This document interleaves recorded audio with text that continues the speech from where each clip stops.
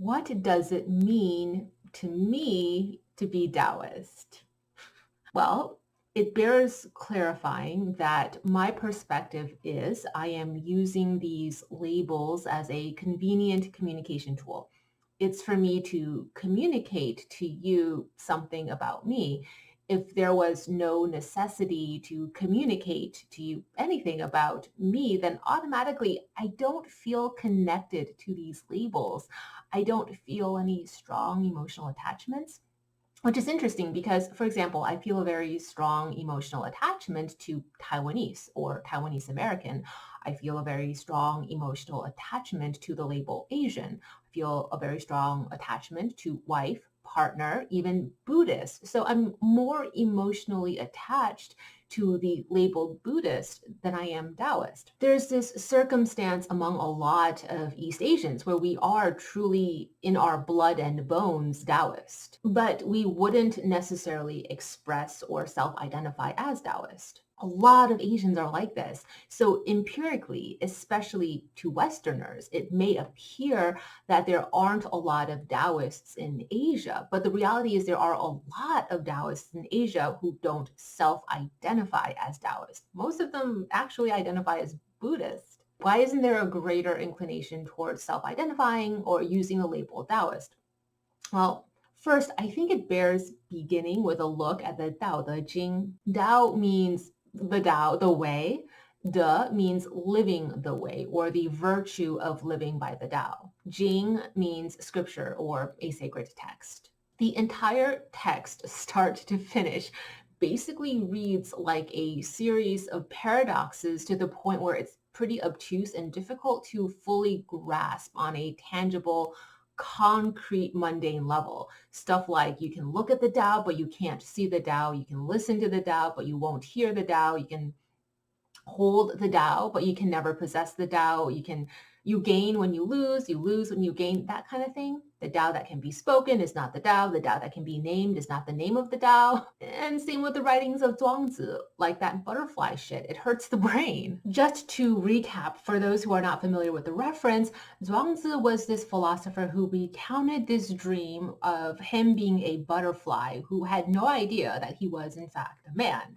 Then he woke up and was a man, except now he's wondering, is he a man who dreamt of being a butterfly, or is he a butterfly who is now dreaming of being a man? And this paradox has become iconic of Taoist thought. Also, the word we use here, meng, is also at issue, dream. What do we mean when we use this word dream in Chinese? Meng. The etymology of the word suggests astral travel because the character itself is supposed to resemble a person whose hands and feet are in movement, in motion, as if in a dream state, but still going somewhere on a journey. So the etymology of the word meng, dream state, or astral travel, embodies a different dimension or consciousness, but just as real as the physical world you think you know right now. Then we take a look at the I Ching, which isn't Taoist, but is.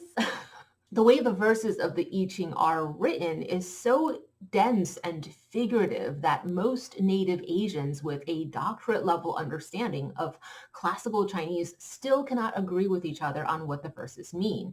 Even in East Asia, among Chinese scholars, among Korean I Ching scholars, among Japanese or Vietnamese scholars, and let's not even get into how they disagree with each other.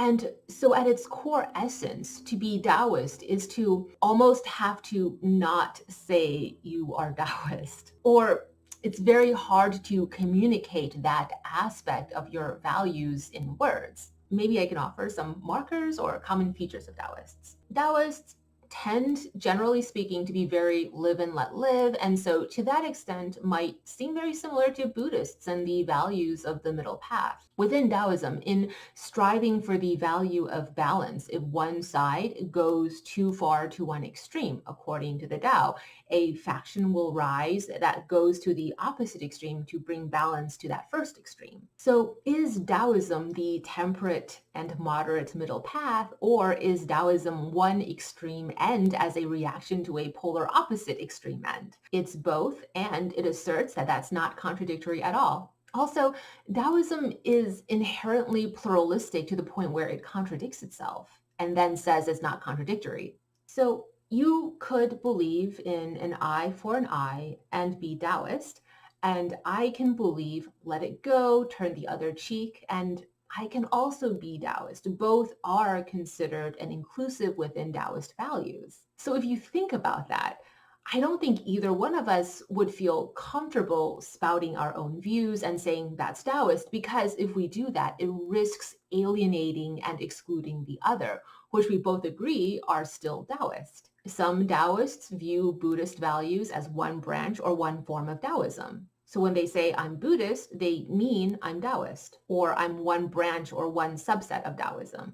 But then others will argue that Taoism and Buddhism aren't even comparable with each other. Historically, Taoism and Buddhism are also kind of like frenemies. They're often entangled with each other in Chinese history, but at the same time, they're like, no, we're totally different. We don't like each other. And honoring those disagreeing views is both Taoist and Buddhist. In Asia, like among Asians, when you say you're Taoist, by and large, people think like pointy cone hat, magic, dancy rituals in front of really extravagant altar setups, food talismans galore, and fortune telling.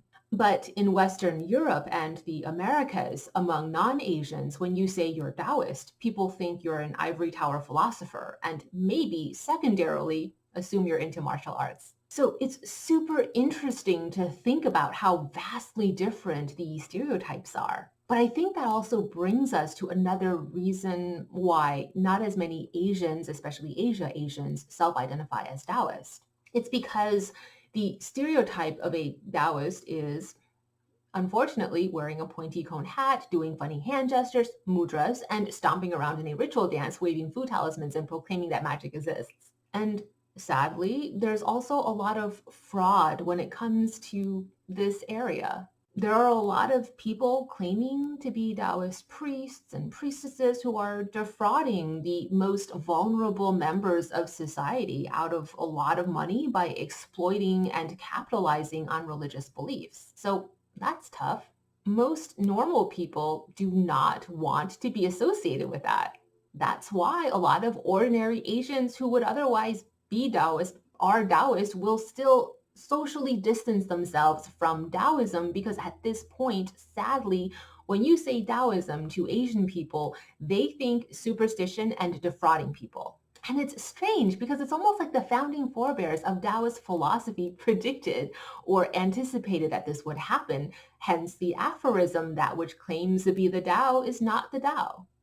You can totally not think you are Taoist and not self-identify as Taoist, but still be Taoist by the way that you live, by your views and how you comport yourself. Per the Tao Te Ching, you are Taoist when you uphold the values of Taoism and you practice and live and subscribe to the values and tenets of Taoism without saying that you're Taoist. And you can still not be Taoist even if you say you are. You can put on all of the accoutrements and the pomp and circumstance of what looks like Taoism or have Taoist features, but not be Taoist simply because you don't uphold the values and virtues of the Tao. You know how in a lot of religions, there's some sort of baptism, rebirth initiation, or ritual claiming of membership into the religion. Not really for Taoism, that's different from Taoist lineages, but not really for Taoism. The only way to be Taoist is to live and fully embody the virtues and values of the Tao, full stop. And what is the Tao and what is not? What is Da, meaning what is it like to live the way of the Tao? It's not something that can be spoken or taught. It's experiential. It's something to be experienced and it becomes a form of self-knowing. Gnosis. To me, to be Taoist is a form of reclaiming of my heritage. That's a heritage that connects me to the what we'd now say were the southern clans or tribes of Wu Yue and even Shu of the first Shang and Zhou dynasties. In the video description box, there will be a link to a web page with a profile summary of these clans or city-states, tribes. Which word do we use? Who knows? But all of this is important historical context for the I Ching. One of my more extreme un-Taoist views is if you truly want to reclaim and embrace your East Asian heritage, especially if you trace your ancestral roots back to the Yellow River or Yangtze River civilizations, then you must endeavor to understand Taoism. I think something we've inherited genetically, our genetic memory, is innately Taoist or leans Taoist. So yes, the most important aspect of Taoist identity for me is, funny enough, a very un-Taoist attitude, and that is connecting me to my heritage. It's that reclamation of ancestral heritage. To be Taoist for me also means always striving for moderation and temperance, to never go to any extreme. That being said, if conditions are currently at one of the extremes, the only way to bring it back to center is for you to pull it back to center by going in the opposite direction. But then you can't stay at that extreme. Extremes have to be only a very, very temporary state with very narrowly defined purposes of rectifying and centering. And then thirdly, I guess the more superficial or ontological principles iconic of Taoism. So of course, I adopt those principles as my own views and therefore consider myself Taoist. So yeah, basically because I believe my views of the cosmos aligns with Taoist cosmology, hey, Taoist. So yeah, I think the most important key takeaway here is, and what most people can agree on who have studied Taoism, is that to be Taoist is really just an objective state of being, and it's a state of action through non-action. It's defined by your practices and your behavior. You can't claim or not claim to be Taoist. But in today's world, in the geopolitical climate we live in, I'm beginning to wonder if there is value in someone like me, someone who looks like me from my background, etc., if there's value in more openly claiming Taoist identity. And we'll leave it at that.